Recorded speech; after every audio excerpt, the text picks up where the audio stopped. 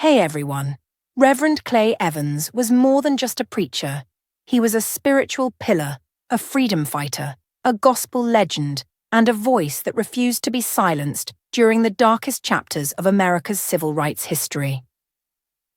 Born on June 23, 1925 in Brownsville, Tennessee, he carried with him a vision from God that would eventually shake the foundations of religious leadership across the country.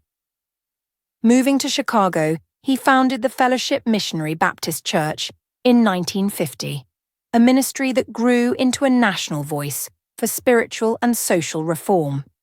But what many don't know, even now, is that Reverend Evans's journey was far more turbulent than most imagined, filled not only with divine calling and gospel triumphs, but also betrayal, backroom politics, and intentional attempts to suppress his voice.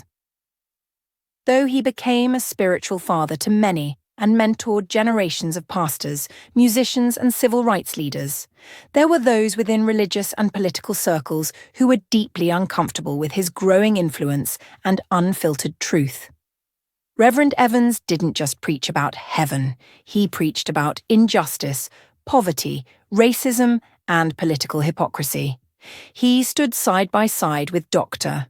Martin Luther King Jr. when others were too afraid to even attend meetings. He opened his church to civil rights events when others shut their doors. And because of that, Reverend Evans was targeted, not only by external critics, but by people who wore the same collar as him, who shook his hand in public but plotted his downfall in private.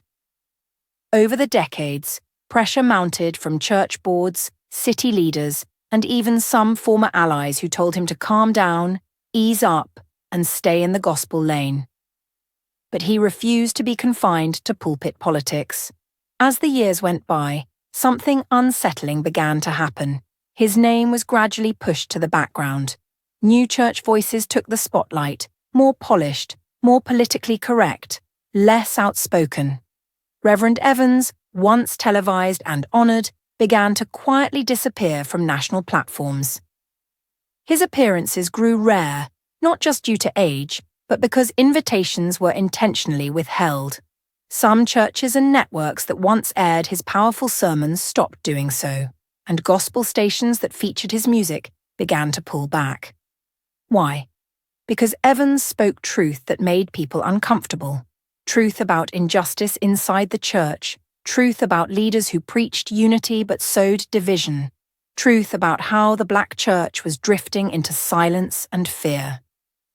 In his final journals and audio recordings, which have now begun to surface through family members and trusted friends, Reverend Evans spoke in heartbreaking detail about what he called a spiritual assassination, not with weapons, but with erasure.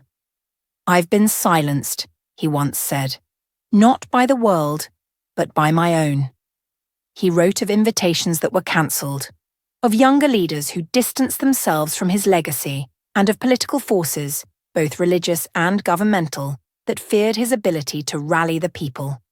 In one chilling message, he wrote, "The enemy wears suits and sits in pews. He sings your hymns but chokes your truth."